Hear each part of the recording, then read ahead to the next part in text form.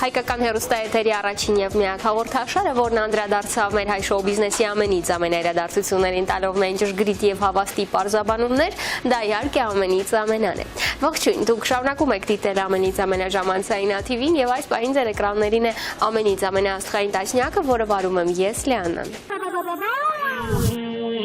Դա իսկ այժմ հայտարարում եմ մեր այսօրվա հիմնական անվանակարգը։ Սուպեր մամա ֆիլմի ամենից ամենաուշագրավ պահեր։ Եթե լինեմ առավել անկեղծ, ապա պետք է փաստեմ, որ ստացել եմ բազում առաջարկներ անդրադառնալ Սուպեր մամա ֆիլմին։ Եվ այդ փաստը ինձ ամենևին չզարմացրեց, քանի որ տեղեկանալ եւ իմանալ այն ամենը, ինչ տեղի ունեցել ստացված, սիրված ֆիլմի կադրից դուրս, հետաքրքիր է բոլորին։ Եվ այսօր Սուպեր մամա ֆիլմի ստեղծողների հետ մենք կբացենք մի փոքր այն վարակույրը, որը տանում է դեպի շատ խորհրդավոր աշխարհ։ Աշխարհ, որտեղ ստեղծվել է շատ կարճ ժամանակահատվածում ժողովրդականություն ձեռք բերած Սուպեր մամա ֆիլմը։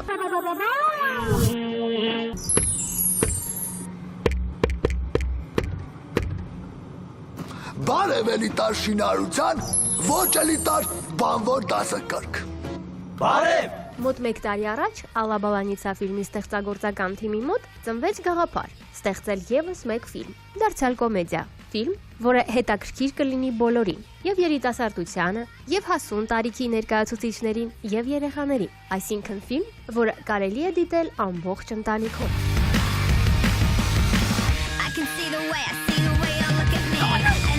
Այսպիսով Հայկ Մարությանը, Վահագն Խաչատրյանը, Արման Մարությանը եւ Վարդան Զադոյանը համախմբվելով այս գաղափարի շուրջ սկսեցին միասին աշխատել, քննարկել, վերլուծել ֆիլմի կոնցեպտը, սցենարի հիմնական ուղերձը եւ այլն եւ այլն։ Ֆիլմի գաղափարը ստեղծվեց իմ ու Վահագի մոտ։ Նստեցինք ու սկսեցինք մտածել, թե ինչ տիպի ֆիլմ ենք առհասարակ ուզում նկարենք։ Ժանրը որոշեցինք առաջինը։ Իրենց մտքով անցավ, որ կարելի է այդ հնարքը օգտագործել, երբ տղամարդը կերպանափոխվում է կնոջ։ Այսի վաղը հագնեցվավ։ Եվ մենք սկսեցինք աշխատանքները արդեն սցենարային։ Սցենարը հետո իհարկե գրել է Վարդան Զադոյանը եւ Հայկոն Մարության։ Հայկն ինձ ներկայացրեց կոնկրետ սցենարի միտք, որը որ կարելի է զարգացնել եւ առաջարկեց, որպեսզի սցենարով զբաղվեմ ես։ Ու ես սկսեցի զբաղվել սցենարով։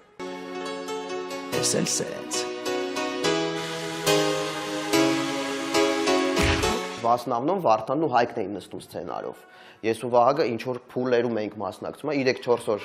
նրանք նստում էին, ինչ որ բան գրում էին, հետո մենք գալիս էինք, արդեն обсуждение էր գնում 4-ով, հետո էլի իրանք առանձին աշխատում էին։ Երբ որ ես սկսեցի գրել սցենարը, որոշեցի ավելի մոդեռն մոտենամ հարցին, մի քիչ ավելի արևմտյան կարգի հումորներ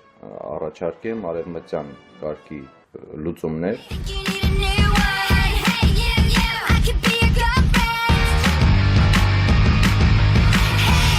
Քանի որ ես եւ պրոդյուսերն էի հանդիսանում այս նախագծի եւ սցենարի հեղինակը, ինձ պարտավորեցնում էր, որ ես Վարդանին ուղղորդեի այն ուղղությամբ, որը ես տեսնում եմ ընդհանուր ֆիլմի թե գաղափարային, թե կոմերցիոն, այսպես ասեմ, թե ի վերջո որպես պատրաստ պրոդուկտ։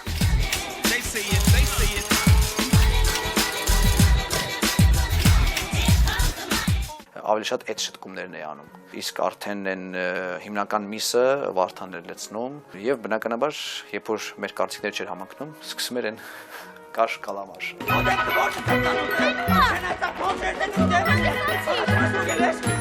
Չգիտեմ ինչքանով է դա ստացվել, թե ոչ, այսօր ամեն դեպքում զգում եմ, որ շատ բաներ, որոնք որ փորձել ենք ստանանք, ստացվել են զուտ, նայելով ժողովրդի կարծիքներին, ժողովրդի ռեակցիային, թե ինչ ռեակցիա են տալիս ֆիլմին։ Դաժի ծիծաղի քանակ, ուժեղությունը կամ հումորի բանը մենք կարողանում ենք կառավարել։ Սպանտանի չի եղել։ Վայ, այս ինչ ծիծաղալու եղավ, բան, չէ։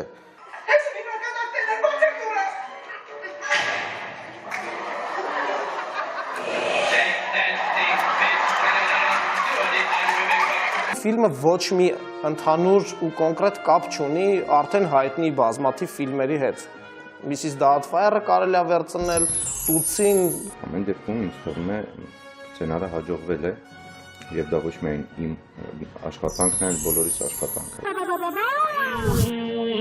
Դեռ Ալաբալանիցա ֆիլմի ստեղծման ժամանակ բեմադրող ռեժիսորի պարտականությունները ստանձնեցին երկու ռեժիսոր՝ Վահագն Խաչատրյանը եւ Արման Մարությանը։ Երկու ռեժիսոր մեկ նկարահանման հրապարակում մշտական բանավեճերի եւ շատ բուռն քննարկումների տեղիք են տալիս, կարող են կարծել շատերը եւ կլինեն իրավացի, սակայն ոչ այն դեպքում, երբ խոսքը Վահագնի եւ Արմանի մասին է, քանի որ նրանք միմյանց հասկանում են կես բառից եւ նկարահանման հրապարակում մշտապես փոխլրացնում միմյանց։ Սուպերմամա ֆիլմում էլ բեմադրող ռեժիսորի պարտականությունները ստանձնեցին Վահագն Խաչատրյանը եւ Արման Մարությանը։ Թե ինչ ստացվեց արդյունքում, դիտում ենք հենց այս պահին։ Ֆիլմարտադրության մեջ թերևս շատ չեն այն դեպքերը, երբ բեմադրող ռեժիսորները երկուսն են, քանի որ որպես կանոն ստեղծագործական բախումներն ու կոնֆլիկտներն անխուսափելի են։ Սակայն երկու ռեժիսորի առկայությունն ունի նաև իր դրական կողմերը։ Սուպերմամա ֆիլմի ռեժիսորական թիմն իդեմս Վահագն Խաչատրյանի եւ Արման Մարությանի այս անգամ էլ կարողացավ ապացուցել, որ նրանց համատեղ աշխատանքի արդյունքում ստացվեց հաջողված ֆիլմ։ Իմ ու Արմանի համատեղ աշխատանքի մեջ միշտ եղել է մի հատ շատ կարևոր բան։ Մենք իրար հետ սենց ասած այնքան ենք սինխրոնացած, որ իրար կես բառից կարող ենք հասկանանք։ Ուժուր ժամանակից 5-6 տարեկանից մենք ընկերություն ենք արել, մենք անգիր գիտենք ուղղնուցույցը, ես անգիր գիտեմ, եթե վագը մի բան ասում, խի ասում, ինչի ասում եւ դրա հաջորդ քայլը ինչա լինելու եւ նույնը հակառակը, մեզ շատ հեշտ էր այդ առումով։ Ես երկու աղջիկ նուն են։ Որ եք։ Ես աչի։ Հենա եկա։ Լավ, ոչ ինչ մտան, բայց նորմալ է, կադրալի ունենա։ Իհարկե լինում են նաև վեճեր, բայց այդ վեճերը մենք մաքսիմալ փորձում ենք անենք նկարահանման հրապարակից։ Կողքից կարողա թվար, որ մենք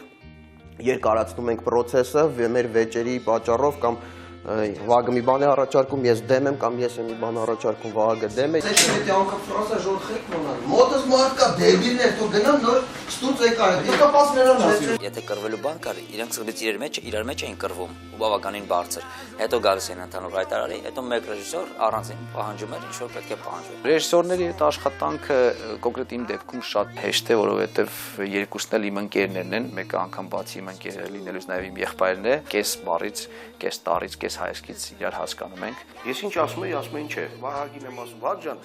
արի գիտես, մի հատ Վահագնն ասում է, չէ, ես Կադրով եք նկարում, չէ։ Ինչեր քննելը պետք չէ։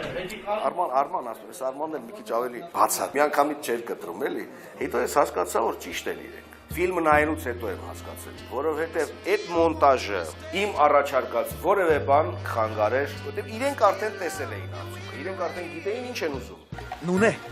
էս իմ ընկեր Կարենն է։ Էս լիրտ, հա? Ձերս առնում ինձ։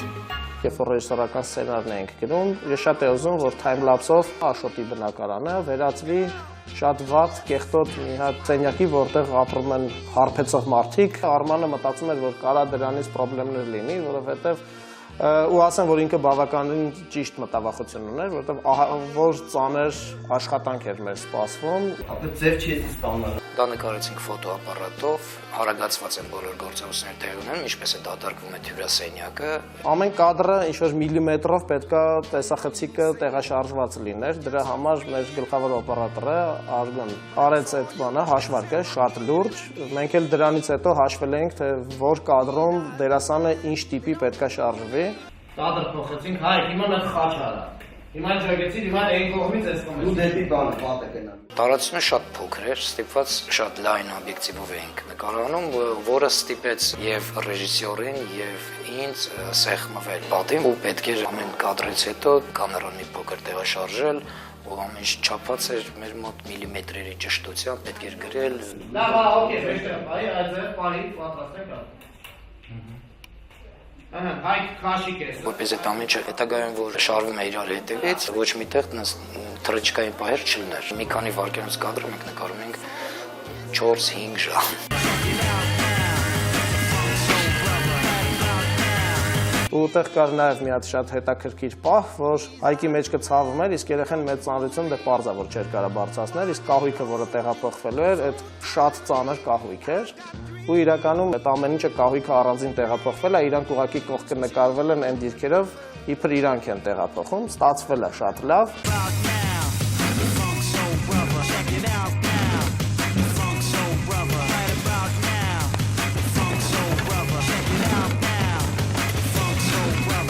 ոնց որ կինս է պատմում, մի օր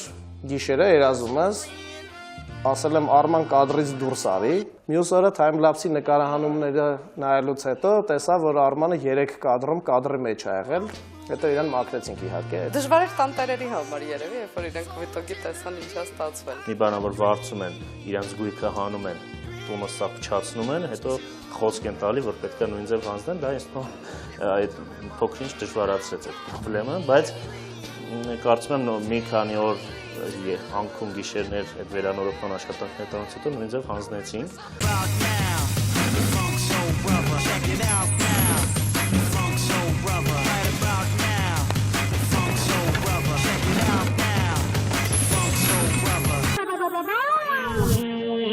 Երբ Կարքինի թիմը նախաձեռնում է ինչ-որ մի նախագիծ, դա նշանակում է, որ այդ նախագծին նախորդում է շատ լուրջ նախապատրաստական փուլ, որտեղ մտածված են լինում բոլոր նախատեսված եւ չնախատեսված իրավիճակներն ու մանրամասները։ Սուպեր մամա ֆիլմի նկարահանումներին էլ նախորդեց շատ լուրջ նախապատրաստական փուլ։ Նկարահանման վայրերի ընտրություն, նկարչի հետ աշխատանք, գրիմի, հագուստների ընտրություն, մշակում, պատրաստում եւ այլն եւ այլն։ Ինչ ստացվեց արդյունքում, դիտում ենք հենց այս պահին։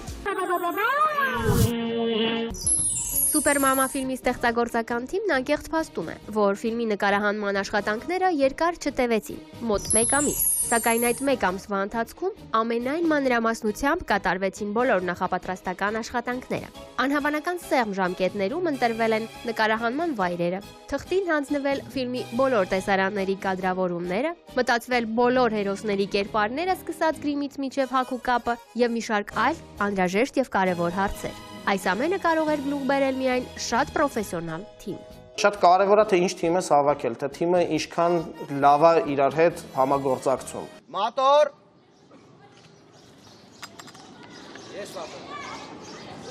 Շարժումը։ Արման։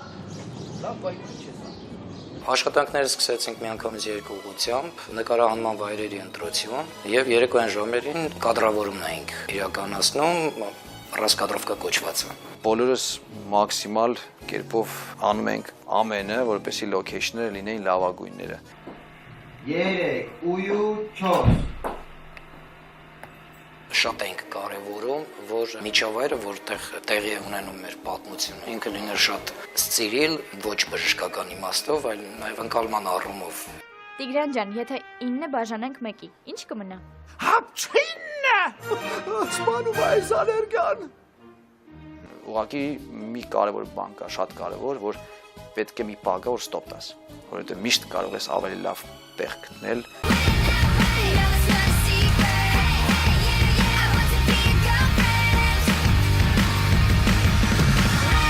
Այս ֆիլմը նկարել ենք Մկրտիչ Բարոյանի հետ, շատ գոհ ու շնորհակալ ենք իրան իր կատարած աշխատանքի համար, նվիրված ու պրոֆեսիոնալ աշխատանք է իրականացրել ինքը ամբողջ նկարահանման ընթացքում։ Կետաս ամբողջ բանը,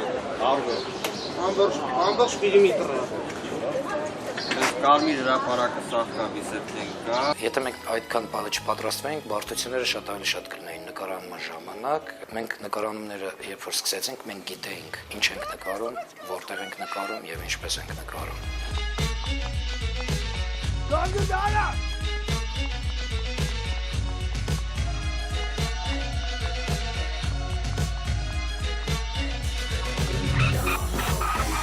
Նախապատրաստական փուլում մտնում է մեծ աշխատանք, նկարիչի աշխատանքը։ Կերպարները բոլորը քննարկվում էին Վահագի, Արմանի ու Հայկի հետ։ Ամենաանհավանական բանը տղամարդուց կին ստանալն է, բայց Հայկի պարագայում այդ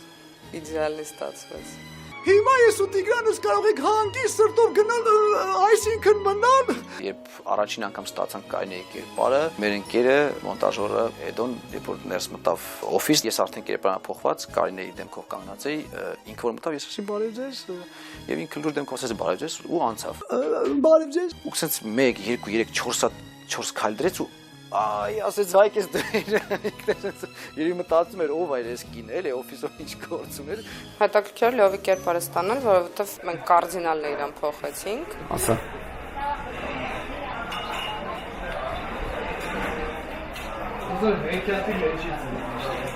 Իրա բոլոր շորերը կարած է ու կարած է ըստ այդ էպիզոդի։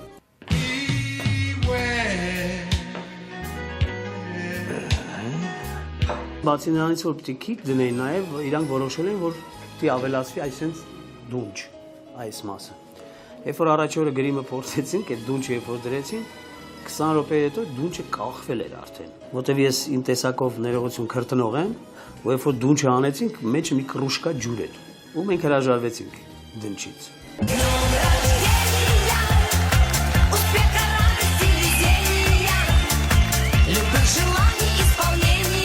Բոլոր կերպարներին աշխատել ենք, անենք, որ ընդունված իրանց արտաքինից իրանք շատ տարբերվեն։ Կինոյում կա երկու տարբեր մասնագիտություն։ Կա բեմադրող ռեժիսոր, տվյալ դեպքում երկու բեմադրող ռեժիսորներ, եւ կա նկարանման խմբի ռեժիսոր։ Երկրորդ ռեժիսորի ուսերին դրված է ղեկավարել, կառավարել եւ ճիշտ կազմակերպել ողջ նկարահանման եւ ոչ միայն նկարահանման, այլ մինչ նկարահանումը, նախապատրաստական աշխատանքները, հետագայում post production-ը եւ այլն։ Երեխաները 3 հոգին առաջի։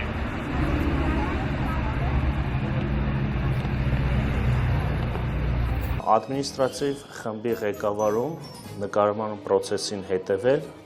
եւ երևի թե յուրաքանչյուր խնդրի պատասխանատուն ինչ որ ձև դրված էր ին վրա։ Իհարկե դա չի նշանակում, որ ես մենակ եմ, էլի։ Ուզում եմ մի անգամ էլ եւս շնորհակալություն ասել բոլորին, ամեն մեկը իր վրա դրած պարտականությունը, եւ սխալը կլինի ասել պարտականություն, որովհետեւ ավելել են արել։ Թերևս բոլորն ինձ հետ կհամաձայնվեն, որ երբ դիտում ես լավ ֆիլմ, երբեք մտքովդ չի անցնում հետևյալ միտքը։ Տեսնես ինչպես կմարմնավորեր այս հերոսին մեկ այլ դերասան կամ այս դերում շատ ավելի լավ կներկայանար մեկ ուրիշ դերասան։ Այսինքն դա նշանակում է, որ լավ ֆիլմում առկա է ոչ միայն լավ սցենար, այլ նաև ճիշտ այն դերասանները, որոնք կարողանում են առավելագույնս ներկայացնել կերպարը։ Այսօր կարելի է վստահել, որ Սուպեր մամա ֆիլմի ստեղծողները կարողացան կատարել շատ ճիշտ դերաբաշխում, յուրաքանչյուր դերասանը շատ ճիշտ համապատասխանում է իր կերպարին, եւ թերևս դա է պատճառը, որ այսօր բոլոր դիտումներին դահլիճները լեփ-լեցուն են։ Դե ինչ դիտում ենք մանրամասները։ Երբ Վարդան Զադոյանը Հայկ Մարությանի համահեղինակությամբ գրում էր Սուպեր մամա ֆիլմի սցենարը, հայտնի էր միայն, որ գլխավոր հերոսին մարմնավորելու է Հայկ Մարությանը։ Ես Կարենն եմ, աշխատում եմ, դե երևի հասկացաք, որ չեմ աշխատում։ Ես դերասան աֆերիստ եմ։ Մնացած բոլոր դերասաններն ընտրվեցին, երբ սցենարն արդեն ամբողջությամբ պատրաստ էր, եւ մանրակրկիտ մտածված էին բոլոր կերպարներն իրենց բնավորության գծերով եւ արտաքին առանձնահատկություններով։ Իդեմս Վարդան Զադոյանի, Հայկ եւ Արման Մարությանների եւ Վահագն Խաչատրյանի ֆիլմի ստեղծագործական կազմը սկսեց քաստինգի փուլը, որի արդյունքում եւ ընտրվեց ֆիլմի դերասանական կազմը։ Միշտ բոլոր պերսոնաժների կողքը գրվում են բոլոր հնարավոր դերասանների անունները, ու տեղից ընտրություն է կատարվում լավագույնները, այն մարդիկ, ովքեր ավելի լավ կկարողանան այդ դերը մարմնավորեն։ Կաստինգը ես ասացի մենք 3-ով ենք արել, հա, ես, Հայկը եւ Վահագը, բայց Վարդանի մասնակցությամբ սցենարիստ, որովհետև շատ բաներ Վարդանը գրելու ժամանակ, ասում եմ, ես պատկերացնում եմ այս մարդուն։ Երևի միակ պատկերը, որին պատկերացրել եմ հենց ամենասկզբից, որ պետք է խաղա հենց կոնկրետ այդ մարդը եւ հենց ինքն էլ խաղաց այդ դերը, դա տաքսի սերվիսի տնօրենն էր, Լևոնը, որ խաղաց շատ լավ այդ դերը։ Մոտս մարդ է եկե գործի ընդունվի,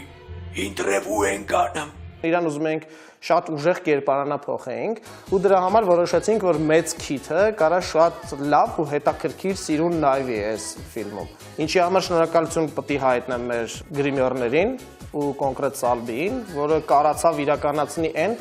ինչը իմ իմանալով դեռևս Հայաստանում արված չէր։ Այս անգամ բլստացիր կուկլիս։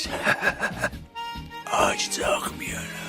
մեկը չես բախնի։ Միշտ ասում եմ, որ քո կերպարը ստացվել է, բայց կարծում եմ իրանք գտան ճիշտ ֆուտլյար, որի մեջ ինձ տեղադրեցին, ու այդ դերը գնաց։ Ես կարծում եմ իմ փոխարեն ով էլ լիներ, այդ նույն պերսոնաժը կստացվեր։ Ես տենց եմ կարծում։ Ամեն ինչ կդնեմ մի կողմ, Լևոնի դերակատարումը կդնեմ մի կողմ։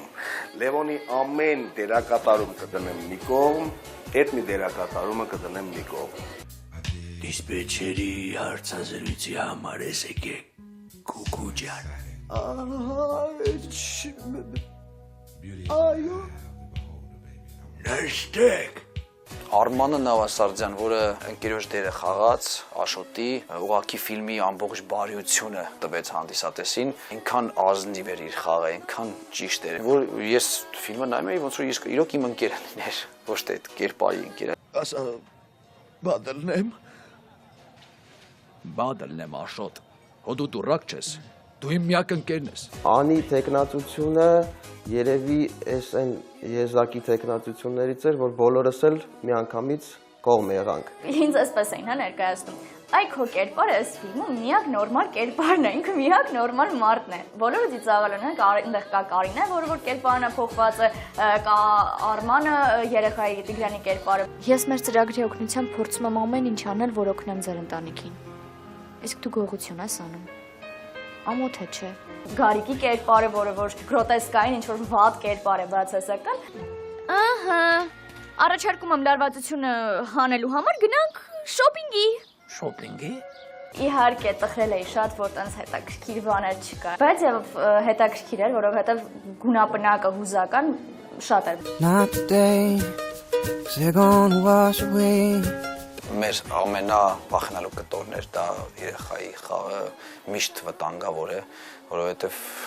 երեխա է։ Ինձ զանգարեց Միտոյան Արմանը, ասաց, որ հրավեր կա, պետքա գնանք փորձերի մասնակցեմ, հետո ինձ ընտրեն։ Այս հոգնածն էլա փայի մեջ։ Էս ով է։ Մոտավորապես, չգիտեմ, 20 երեխու հետ երկար ու տանջալից աշխատանք է անցել, մինչև կանգնել է հենց այս երեխու վրա, Արմանի վրա։ Փորձեցինք սկզբից, ինձ ասեցին, որ կզանգարենք, ասեն, հետո ինձ զանգարեցին, ասեցին, որ ստացվել է։ Չեղավ ինչ որ մի դրվագ, որ ասես դե երեխու են դժվար են նկարահանման ժամանակ, դե որ ասում էին։ Բայց դու ամեն ինչ ունես, դա չափ, ու ամեն օր կարաս այն տեղը գնաս։ Որտեղը Տիգրան ջան։ Շոփինգա ինչա։ Գարիկ առաջի անգամ էր նկարում, բայց մենք բոլորս ներքին համոզվածություն ունենք, որ լավ կստացվի։ Գարիկը իդեալական էր այս դերը խաղալու համար, ինչը եւ ցույց տվեց մեր հանդիսատեսը, այսինքն ոնց Գարիկին ընդունեցին ֆիլմում։ Փիսիկ արտադրություններ ինքը շատ օգտագործում, ես փորձեցի այդ փիսիկը արտասանեմ փիսիկ։ Բա իմ փիսիկը ինձ մի հատ պաչիկ չի տալիս։ Որտեղ փիսիկը մանավանդ այդ տղեն որ ասում փիսիկ, ինքը շատ ավելի տհաճ է, էլի, շատ անդուր է իրականում։ Յախք։ Ավելի այդ պահին ստիպում, որ սենց ուй։ Փիսիկ։ Փիս։ Զանգը եղավ Արման Մարությանի կողմից, ու երբ որ արդեն գնացի եւ փորձեցինք կերպարը, նա հասկացավ, որ ինձ մոտ ստացվում է այդ կերպարը։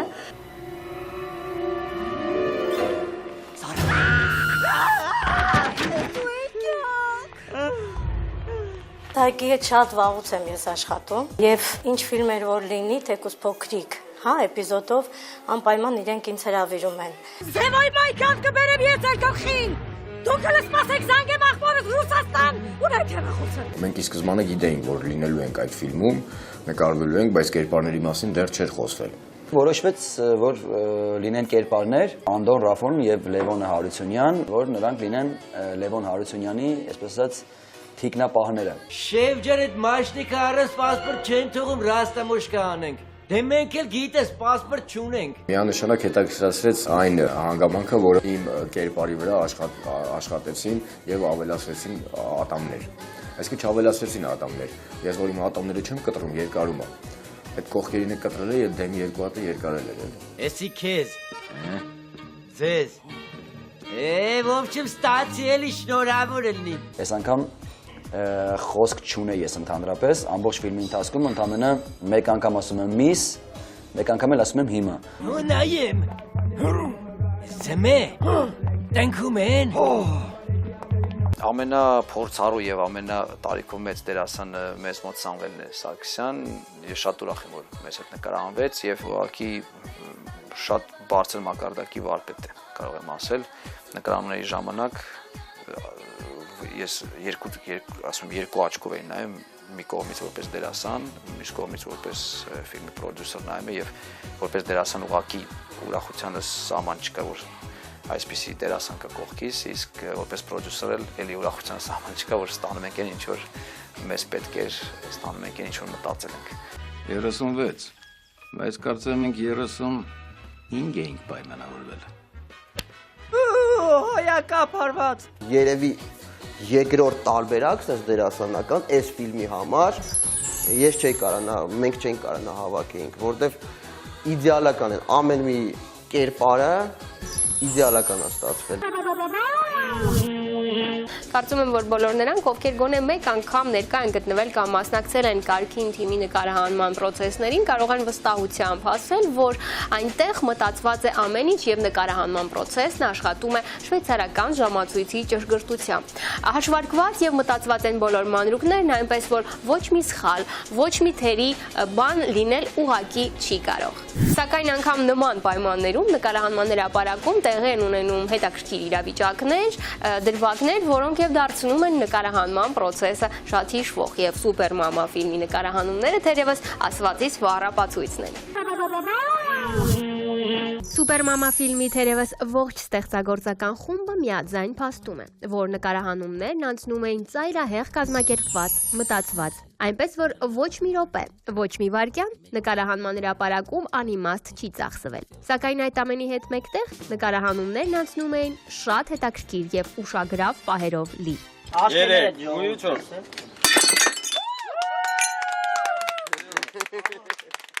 Բոլոր պայմանները ստեղծված էր, որպեսզի դերասանները իրանց գային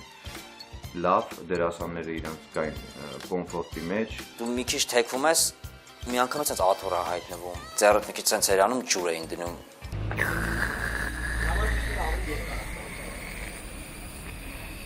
Որտե եկանում ենք, ժամանակը շատ դժվար էր մեզ գրիմի պահպանելը, քանի որ մենք նկարանում էինք ամենաշոգ օրերին, օգոստոսին,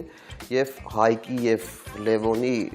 գրիմերը, որը ամեն մեկինը տևում էր մոտ 2 ժամ, եւս 1 ժամ գումարում ենք զգեստերի վրա, եւ կես ժամ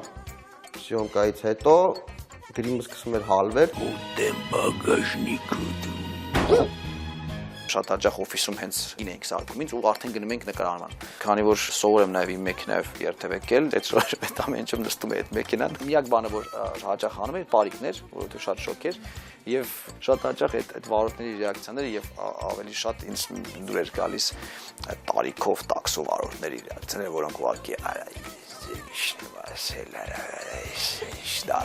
դարան, հա ու այդ ինչ դարանների տակ ես գալիս էի հասնում էի նկարահանման հրապարակ։ Այդ ընթացքում ամեն նկարահանվում էի մի հատ ուրիշ ֆիլմում, այնտեղ մազերս ներկել էի այդ ֆիլմի համար։ Նստած ենք Հայկոին գրիմ են անում, դե կին են սարքում, ինքը արդեն այնտեղ գրիմյորը բանը դեմքին տենց շպարում է, բան արդեն եղուններն է, մեկը 20 բանն էս կմենքում նստած էի, կանացի տես կերպարով նստած էի, ես այդպես մազերս ներկայս նստած եմ, բայց ինչ որ ուրիշ բանից ենք խոսում, մեկը սցենարիստը Վարդան Ազատյանն եկավ, մեկը ասեց «Էս ի՞նչ է մազերը տրաֆով», մեկը Հայկոն մոռացել էր, որ ինքը կանացի օբրազի մեջ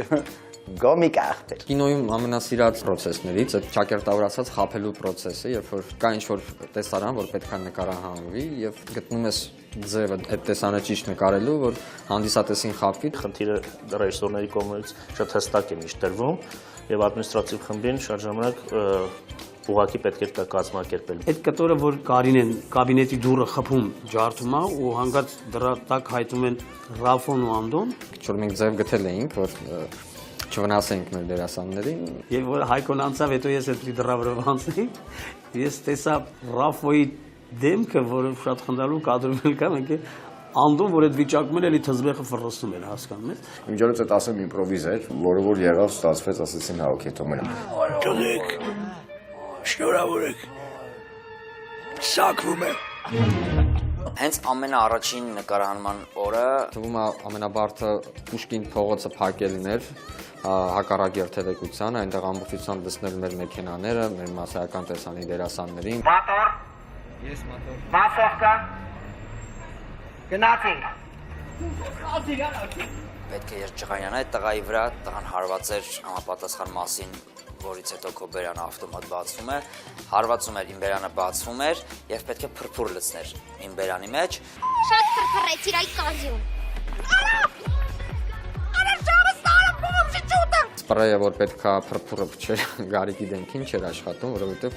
պետքա պահեն սառնարանում, իսկ չէին պահել սառնարանում եւ շոկից ինքը փրփուր չէր դառնում։ Իսկ այնպեսի մանրուքի համար մենք ստիպված նկարահանումը հետաձգեցինք։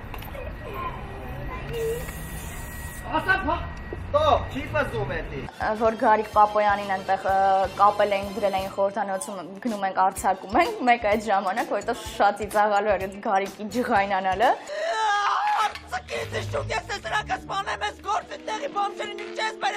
Պինդ պարաններով կապած ժամանակ Երբ որ ես շարժվում էի, ամեն շարժվելուց դա ավելի էր ձգվում։ Ոնց էս, նորմալ, այնքան որ դու դերից դուրս չգաս, բայց վերջում երբ որ պարանները քանդեցին, ինձ մոտ այդ պարանների տեղերով, որ սենց սալջարդ են ասում, ինչ են ասում, որ մի քիչ սենց արուններ է դուրս տալիս, է։ Ագրավ! Մուղես! Մեր յուրաքանչյուր տեսարանը այն ամենահետաքրքիր ու ըստ իս ամենածիծաղալու տեսարաններից էին։ Ունեին գիշերային տեսարան, երբ որ ես եւ Արփին մեքենայի մեջ նստած իրար հետ զրուցում ենք, դա բավական ուշ է նկարվում, մոտավորապես գիշերը 2-ը 3-ը։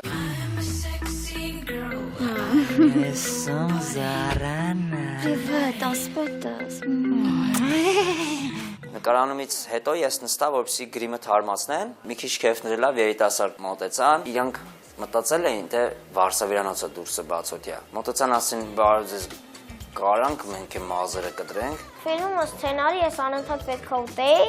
ու համուտում էի, համ էլ լինում է, որ էլ տեղ չէի ունենում, դրա համար իմ կերածը պահում էի վերոննս, հենց վերջանում էր նկարանումը, դուրս էի հանում, բոլորը սպասում էին պերերիվին, ես չէի սպասում։ Այդտեղ հոդովի շապ չես, ամբողջ օրը ծամում ես, գնա մեր սոնային ջուրմ էր։ Շնից շատ վախենում եմ, ահա որ, եւ որ ասեցին պետք է շան հետ նկարվես, ես խոճապի մատնվեցի։ Դրա համար ինձ փոխարինեց մեր նկարչուհի Սոնան։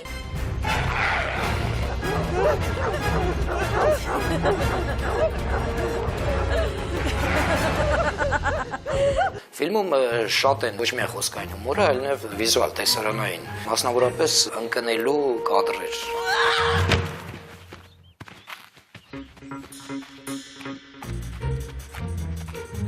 Արմանը միշտ բերում էր մատրասներ էր դնում։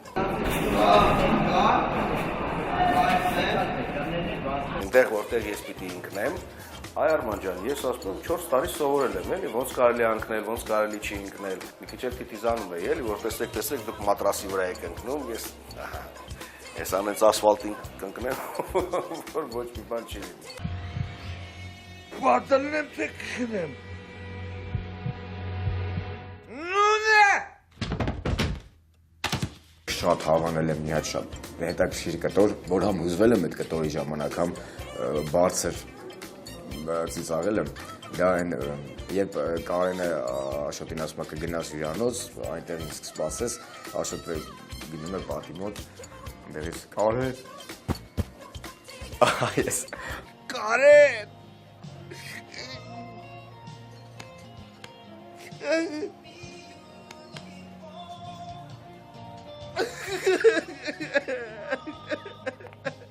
Երևի թե ամենահաջողված կտորը հենց այդ իմ խմած տեսարանն է, այդտեղ ես լրի ուրիշ խմած եմ խաղում, ես ինձ հավանել եմ։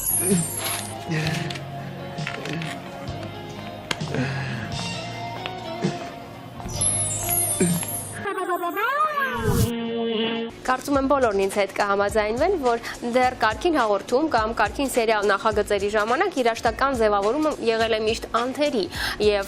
այնպես որ դերասանի խոսքին զուգահեռ այն ստեղծել է շատ ճիշտ եւ համապատասխան տրամադրությունը, ծիծաղը կամ հուզմունքը։ Սուպեր մամա ֆիլմում էլ երաժշտական ձևավորումը շատ ճիշտ աշխատեց եւ դարձրեց այն էլ ավելի ազդեցիկ։ Դե ինչ դիտում ենք մանրամասները։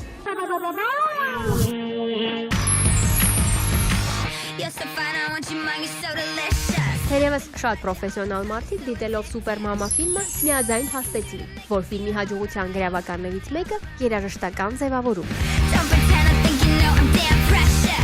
Շատ ճիշտ տեղին ընտրված հայտնի եւ ոչ այդքան հայտնի երաժշտական ստեղծագործությունները ծիծաղելի դրվագները դարձրեցին ավելի ծիծաղելի, իսկ հուզական պահերն էլ ավելի հուզիչ։ They're gonna wash away. They're gonna wash away.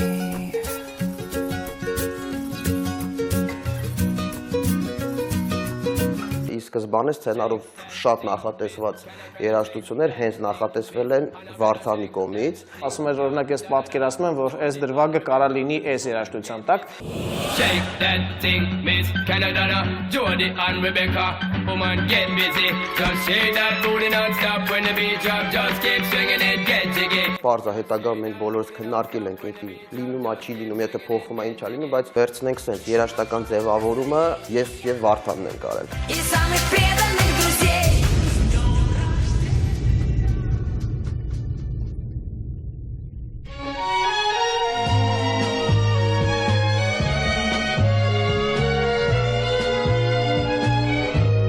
շատ հետաքրքիր էր, որ պետքա գնան կլաբ, պտժալու, տանսպասելի ու շատ ծիծաղալու էր Լիդուշիկի երգը։ Այդ Վարդան Զադոյանի կոնկրետ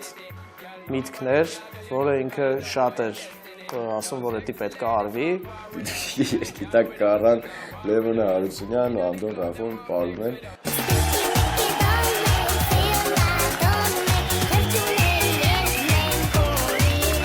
Որ հարցնում ես դու ես ընտրես երգը, տղային ասում է, հա, դա էլ էր շատ հետաքրքիր կտոր։ Իդեպ ֆիլմում տեղ գտավ նաև ունիկալ սերենադ, որը դարձավ ֆիլմի ամենահիշվող պահերից մեկը։ Վայ, վայ, վայ, վայ,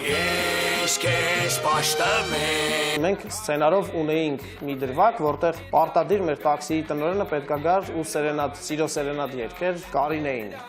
Երգի բառերը հեղինակն է Վարդանը Զադոյան, երգը կատարում է Վարդանը Զադոյան։ Ես շատ վախենում եմ, որովհետև ես երգի ասպարեզում ընդհանրապես չկամ։ Վարդան Զադոյանի տեսակը, տաղանդավոր տեսակը կարողացավ այդ երգը նենց մատուցել, որ ես հասկացա, ոնց որ ես եմ երգում։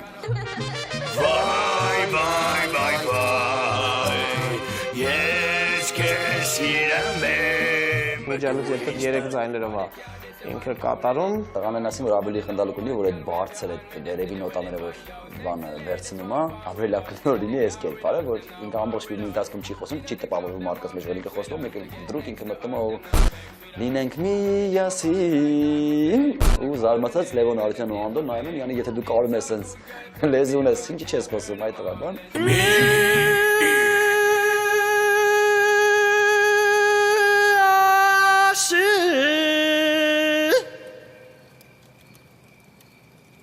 Շուտով այդ երգի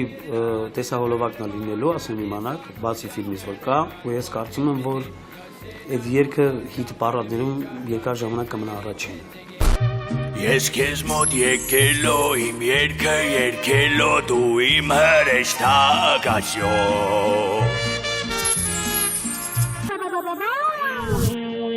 Երբ ֆիլմն արդեն նկարահանված է, մոնտաժված, մի խոսքով պատրաստ հանձնվել հանդիսատեսի դատին, ֆիլմ արտադրողների մոտ սկսվում է ամենապատասխանատու պահը։ Սարսուռային դող, նյարդային պոռթկումներ, հազ եւ այլ նմանատիպ զգացողություններ միշտ պատում են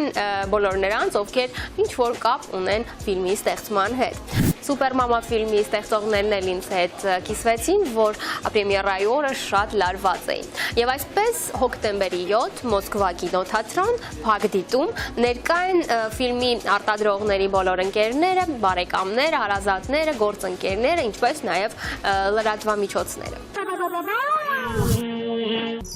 Ասել, որ Սուպեր մամա ֆիլմը հավանեցին բոլոր հրավիրվածներն անխտիր, նշանակում է ոչինչ չասել։ Այդ օրը երեկոյան Facebook-ում կարելի էր տեսնել բազմաթիվ գովեստի խոսքեր եւ շնորհավորանքներ հասցեագրված ֆիլմի ստեղծողներին, ինչպես նաև ֆիլմի պոստերի ֆոնին լուսանկարներ խորագրված մոտավորապես այսպես. Բրավո ֆիլմի ստեղծողներին։ Պրեմիերայի օրը նախա ինֆարկտային էր, ես տենց ասեմ։ Ինչքան էլ աշխատել ես, ինչքան էլ արել ես, ինչքան էլ ստեղծել ես, մինչև ֆիլմը չի վերջանում, մինչև մարդկանց կարծիքները չես լսում, դեռ սիրտդ ուժեղ արագ է խփում։ Ամբողջ պրեմիերայի ժամանակ կանգնած եմ եղել, չեմ նստել, ես ու Հայկը։ Վաղին չեմ տեսել, դե մի տեղ երևի ինքն էլ էր մեռնում։ Փառքաստուն շատ լավ գնահատվեց, ասեմ շատ ավելի լավ, քան մենք սպասում էինք։ Մարդիկ սկզբից մինչև վերջ ծիծաղեցին, լացեցին եւ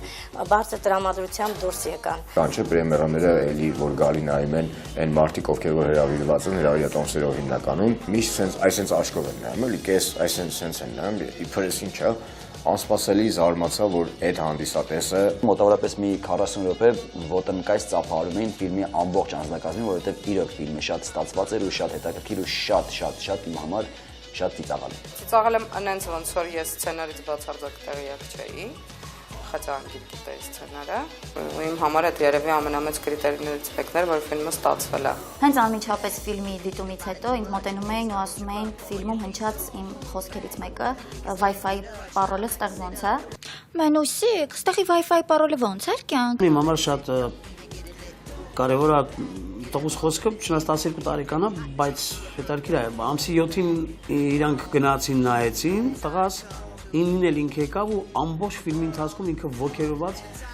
ինձ անդրադարձում է, պապա, այստեղ ուշադիր եղի, պապա, խնդրում եմ, այստեղ, նայ, պապա։ ինքը շատ քթիմազ է, շատ քիչ ֆիլմեր է հավանում։ Շատ եմ սիրել ֆիլմը, նույնիսկ փոշմանել եմ, որ ինչու եմ ես խաղացել այս ֆիլմում, որովհետև երևի թե այս ֆիլմը մի քիչ տեսքից գցողը ես եմ։ Անգործ մնացիր այնքան, մինչև տունը ծախեցիր։ Ու իմ ինքս նրան խապում ես, որ 2 կոպեկ փող աշխատես։ Եվ կուզենամ, որ հաջորդ ֆիլմում աշխատելիս ես մի քիչ ավելի բռնեմ իրենց զարկերակից։ Կա հումորի տեսակ, որը արդեն էլ չի ծիծաղեցնում հանդիսատեսի։ Խոսքս ամենացածր հումորի մասին է։ Մենք ֆիլմում անկեղծ ունենք 1-2 նմանատիպ բան, որը երկրորդ տարբերակում արդեն մոնտաժվեց եւ դուրս թռան ֆիլմից։ Իսկ այն հումորը, որը իր մեջ արդեն մի քանի շերտ, արդեն խորություններ է պարունակում, դա արդեն սկսել է դուր գալ հանդիսատեսին, որը չէր աշխատում առաջ։ Ալո։ Ասա հայրիկ։ Առաջի անգամ ֆիլմը ես նայեցի, ես տենց նույնիսկ փոքր հուզվել էի եւ հպարտություն էի ապրում, որ այդ ֆիլմում ես ինչ-որ մի ձև մասնակից եմ։ Ինձ համար իրոք շատ կարևոր էր ռեժիսորների կարծիքները եւ Հայկի կարծիքը, մարդ, ով առաջարկությունը արել էր։ Ոչ միայն որ ապրես լավ էր, այլ կարծիքի մի հատ տեսակ կա, որ կարևոր էր, որ այդ տեսակը հնչեր։ Իրական գնահատականը ֆիլմի դա հենց ժողովրդի ընդունելն է։ Եթե ժողովուրդը լավ է ընդունում, ուրեմն մենք կարանք ասենք, որ ֆիլմը լավն է ու լավ է ստացվել։ Արա, ես լավ բան եք մտածել։ Արա ես ձեր ցավը դանեմ։ Եթե ժողովուրդը լավ չընդունեց, ինչքան էլ ուզում են մեր գոլեգաները, մեր ընկերները մեզ ասեն, որ ֆիլմը հիանալի էր, այդ նշանակում է, որ ֆիլմը հիանալի չէր։ Ամեն դեպքում ուրախ եմ, դա ինձ համար առաջին քայլն էր հայկական ֆիլմ ստեղծելու մեջ, երևի դա շարունակական կլինի, ամեն դեպքում մենք ինձ թվում է թե Հայկը, թե Արմանը, թե Վահագը, թե ես հասկացանք, որ շատ լավ հասկանում ենք իրար, իսկ աշխատանքի մեջ դա շատ կարևոր է։ Եվ մենք նաև նոյեմբերի 14-ին ներկայացրեցինք ֆիլմ Ամերիկայի Միացյալ Նահանգներում, այնտեղ ապրող մեր հայրենակիցներին, եղավ Լոս Անջելեսյան պրեմիերան, շնորհանդեսը, որը շատ շքեղ, շատ լավ անցավ։ Հիմա արդեն արվում են աշխատանքներ Ռուսաստանում կինոթատրոնների մի մեծ ցանցում մտնելու եւ այդտեղ ցուցադրումները կազմակերպելու համար։ Նաև կուզենայի նշել, որ այս տարի որպես պարտադիր պայման կար մեզ համար, որ մարզերում, Հայաստանի մարզերում ցուցադրվեր ֆիլմը։ Հապ, հիշեցնեմ, որ միայն հարուզն են։ Այսօր արդեն վստահ կարելի ասել, որ Սուպեր մամա ֆիլմը ստացված։ Պրեմիերայի օրվանից առ այսօր դրամարկղում հնարավոր չէ գտնել մոտակա սեանսի տոմս, քանի որ բոլոր տոմսերը գրեթե միշտ վաճառված են լինում։ Դա թերևս վկայում է այն մասին, որ ֆիլմն իսկապես գտավ իր ուրույն տեղը մարդկանց սրտերում եւ բոլոր նրանք, ովքեր գոնե մեկ անգամ դիտել են ֆիլմը, անպայման խորհուրդ են տալիս դիտել այն իրենց ընկերներին, հարազատներին, բարեկամներին եւ ինչու՞ չէ նաեւ նրանց հետ միասին գալիս եւ դիտում ֆիլմը երկրորդ անգամ։ Դե ինչ դիտում ենք մանրամասները։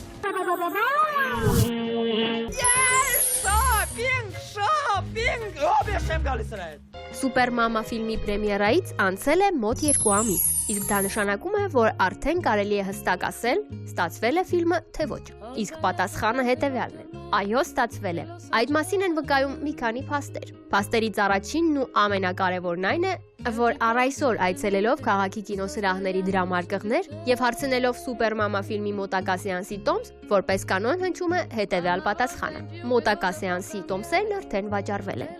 Աշխատում եմ որպես անվտանգության աշխատակից, հենց այս ֆիլմին վերաբերվող։ Երեկոյան ժամերին գալիս են ավելի մեծահասակները, առավոտյան գալիս են երեխաները։ Եկել ենք Սուպեր մաման նայելու, որպեսզի մեր ադրենալինը բարձրանա եւ միասին զվարճանանք։ Ֆիլմը չենք դիտել, այսօր հենց նոր տոմսերը գնեցինք, ակնկալիքները մեծ են։ Հաստատ խորհուրդ կտանք սաղին բոլորին, որ ֆիլմը նայեն, իրոք շատ լավն էր, հաջողված ֆիլմ։ Աշոտ! Բաբա ես լիրպա, ու ինչ եմ սիրած շարահակեր, Բոլորն է գոհ են լինում ֆիլմից, դալիճը շատ լիքն է լինում ամեն անգամ։ Եթե վերցնենք համաշխարհային պրակտիկան ֆիլմերի,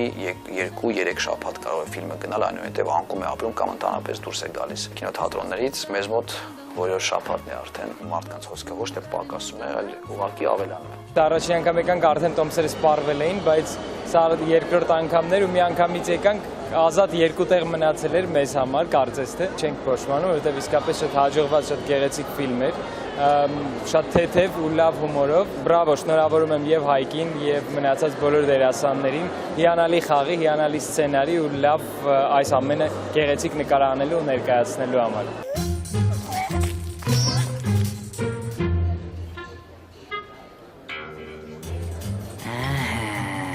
Սաղցատերը հավաքվել են։ 3 օր առաջ կինոթատրոնում էի, մի հատ մարդ մոտեցավ ընտանիքով, նայեց ինձ, sense երկար, ու ասեց, «Այս բան կարելի է անել», ես չհասկացա, նախ այդ մարդուն չէի ճանաչում, մեկ հետո ժպտաց, ասեց, գալիս ենք տոմս ենք ուզում առնենք 2-3 օրա չենք կարողանում առնել։ Ի սկզբանե ինձ թվում էր, որ կերպարին մի քիչ ավելի ուրիշ կողմից կընկալեն, բայց ի ուրախություն ինձ ու ի զարմանս ինձ շատ ավելի լավ կերպով հանդիսատեսը ընկալեց, ինչը ինձ համար շատ ուրախալի է։ Այս վերջերս ինձ մի հատ կին մոտեցավ, իմացել էր, որ ես այդ ֆիլմի նկարիչն եմ ու ասաց, որ այտենց կանացի կերպար, ոնց որ Հայկի կին կերպարն էր, ինքը երևի թե չէր տեսել վաղուց։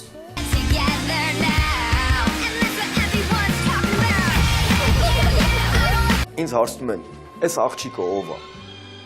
Շատ են հարցնում, անկեղծ եմ ասում։ Ուրեմն ասեմ, այս աղջիկ չի, իրականում ինքը տղա է, Հայկն է Մարուսյան, Կարքին Հայկոն։ Մինչև այսօր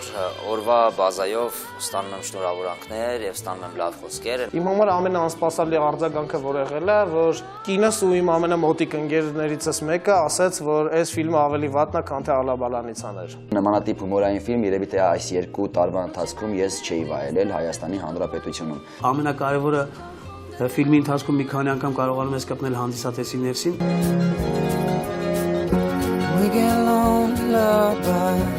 Ու ամենակարևորը կա շատ ուսուցողական նոր սերունդի համար պահեր, որը իմ համար շատ կարևոր է։ Մենք փորձեցինք նաև ֆիլմի մեջ ցույց տալ, որ մարդ կարող է հուզվել, մարդ կարող է ընկնել ծանր իրավիճակի մեջ, ինչով եւ երևի դարձրեցինք ֆիլմը ոչ միայն կոմեդիա, այլ ռոմանտիկ կոմեդիա։ Կարինային շատ եմ կարոտում։ Ես էլ, այսինքն ես էլ քեզ եմ շատ կարոտում, չնայած հույս էլ չունեմ, որ երբևէ ինձ կներես։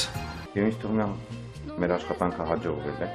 Հաջորդ փաստը, որը խոսում է Սուպեր մամայի հաջողված լինելու մասին, այն է, որ ֆիլմի մի շարք արտահայտություններ այսօր դարձել են թևավոր եւ հաճախ օգտագործվում են կենցաղում։ Բառ կա ֆիլմում, որ ես ասում եմ կուկլի, հիմա համացանցում ինձ շատ են գրում, երբ որ ֆիլմը ոնց է կուկլի։ Այս անգամ բրստացիր կուկլիս։ Առաջ յոյոները մի դարավ կուկլի։ Դասարանում շատ են օգտագործում ընկերներս, բադլն եմ արտահայտությունը, որտեվ ամենաշատը իրենց դա է դուր եկել։ Բադլն եմ, թե ես իմ տանը մնա։ Մեկ էլ It's My Life արտահայտությունը։ Oh my god։ It's my life։ Այսօր ինչ որ մենք տենում ենք այդ ողջավորվածությունը, այդ արժեոտաժը, այդ կասովի զբորը նաև դա ողջևորում է եւ ապացուցում է, որ ֆիլմը հաջողված է։ Այս թիմի հետ միշտ աշխատում եմ առանձնահատուկ հաճույքով, որովհետեւ կա մոտեցում, կոնկրետ մոտեցում լուրջ աշխատանքի։ Ես այսօր պատրաստ եմ աշխատել տղաների հետ, իսկ ես հավատացեք պատրաստ եմ լինում աշխատել միայն այն բնույթում, այն բնակավարում, որտեղ որ տեսնում եմ որակ եւ աշխատասիրություն։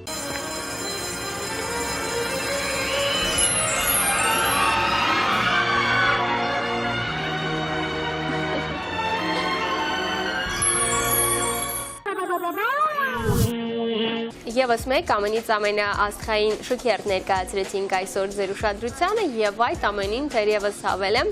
որ վաղուց էր հասունացել պահ ներկայացնել հայ հանդիսատեսին հենց նման ոճի ռոմանտիկ կոմեդիա։ Եվ ես ուզում եմ շնորհավորել Սուպեր մամա ֆիլմի ստեղծողներին այս փայլուն եւ կատարյալ ու ստացված աշխատանքի համար։ Դե իսկ ինձ մնում է այն ասել, որ հաջորդ շաբաթ էլ մեզ սպասում է շատ հետաքրքիր մի անվանակարգ, այնպես որ ակտիվ հետևում ենք անոնսներին, բացահայտում անվանակարգը, տասնյակը եւ իհարկե սրտատրոփ սպասում մեր հաջորդ եթերին։ Դե իսկ մենք կհանդիպենք արդեն հաջորդ կիրակի ամենից ամենաժամանցային ATV եթերում։ Հաջողություն։